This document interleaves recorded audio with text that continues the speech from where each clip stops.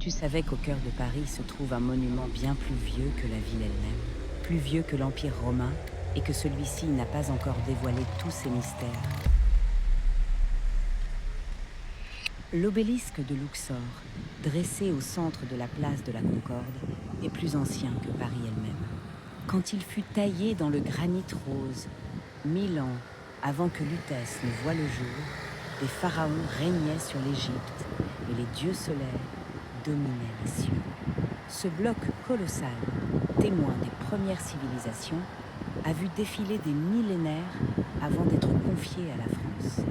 Mais pourquoi avoir voulu installer, au cœur de la capitale moderne, ce vestige d'un monde disparu?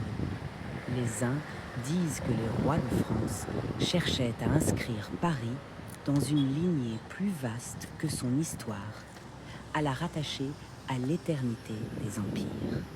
D'autres murmurent qu'un symbole plus obscur guidait ce choix, que l'obélisque, flèche de pierre pointée vers le ciel, agit comme un talisman, captant la mémoire des âges pour protéger la ville. La légende raconte que ceux qui participèrent à son transport sentirent ce poids invisible, comme si la pierre refusait de quitter son désert natal. Certains périrent lors du voyage, et leurs âmes, dit-on, reposent encore dans l'ombre du monument. Ainsi, Paris abrite en son centre une relique plus vieille que ses fondations, une lance d'éternité plantée dans son sol, rappelant que la ville n'est qu'un souffle dans le vent des millénaires.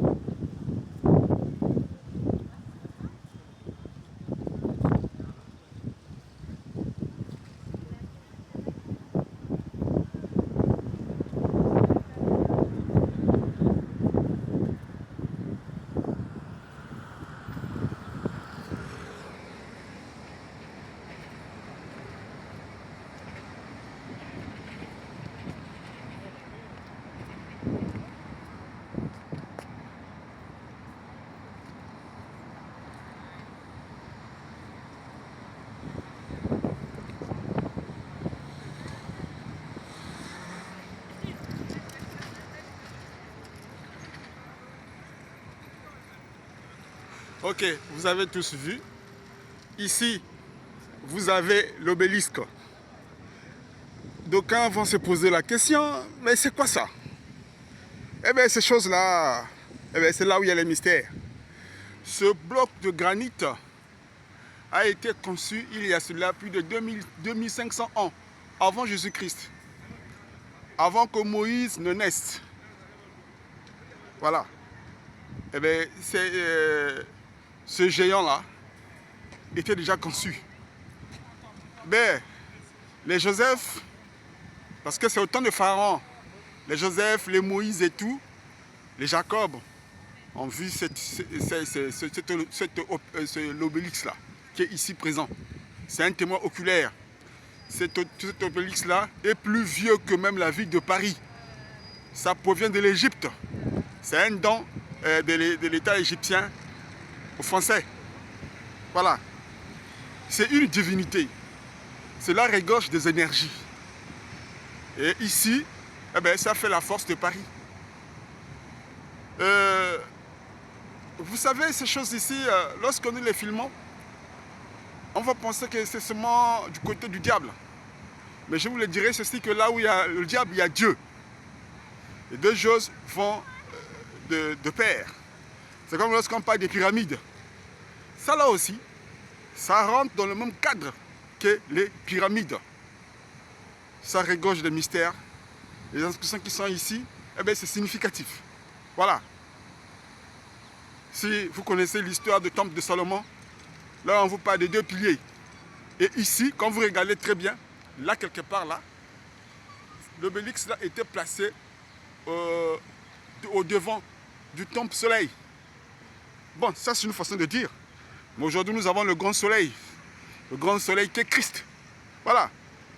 Donc c'est pour dire que c'est des choses merveilleuses, c'est des grandes choses. Voilà. Donc je tenais à pouvoir archiver cela. Et pour ceux qui peuvent voir et que la connaissance puisse augmenter, qu'ils puissent découvrir ces choses-là. Bon, quand j'ai essayé de faire des recherches, il m'a été démontré que l'obélix a été bâti, a été conçu avant que Moïse ne naisse. Mais sauf que quand j'ai suivi le film de Moïse, de l'américain, mais là-bas, eh bien, Moïse était aussi bâtisseur des obélisques. Bon, écoutez, Frère Branham dit, aux États-Unis, lorsqu'on émettait un film, on appelait les prédicateurs pour venir filmer. Bon, bref, Frère Branham n'a rien dit à propos, mais tout ce que moi je sais, Moïse a vu. Bon, qu'il est bâti ou pas, mais tout ce que moi je fais, eh bien, il est plus vieux que Moïse. C'est tellement les Joseph et les Jacob, parce que ça fait 2500 ans. Voilà, donc c'est vieux, alors vieux. Donc je tenais à archiver cela, pour que la connaissance puisse augmenter. Lorsque vous allez monter là-bas, vous allez voir les écritures en hiéroglyphes. Donc c'est pour dire que tout ce qu'on nous a dit là, c'est pas du pipeau. Eh bien c'est la vérité. Voilà, c'est l'obélisque. Donc je tenais à archiver cela. Et que les enfants de Dieu puissent regarder. Et que la connaissance puisse augmenter. Et puis voilà, ça fait du bien. Voilà. Donc ici, rien n'est fait au vain. Tout est fait avec précision, avec signification. Ces gens-là connaissent les lois et ils les appliquent et ils ont du succès. Vous remarquerez que dans le monde, Paris est l'une des villes qui a une grande renommée. Paris est l'une des villes qui brille. Et pourtant, quand vous venez, en fait, il n'y a rien de particulier. Mais effectivement, ce sont ces esprits-là qui sont ici, eh bien, qui font briller la ville. Là, par exemple, vous avez un jet d'eau. Mais les gens vont se penser peut-être qu'un jet d'eau qui plaît seulement aux yeux. Non, non, non, non, non, non.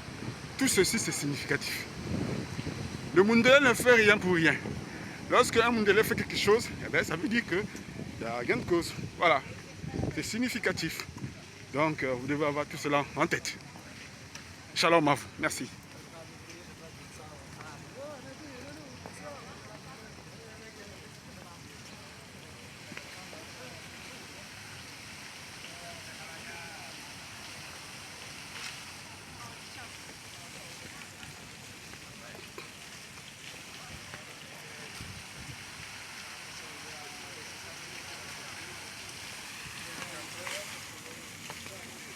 Je veux parler, je veux dire, alors quelque chose.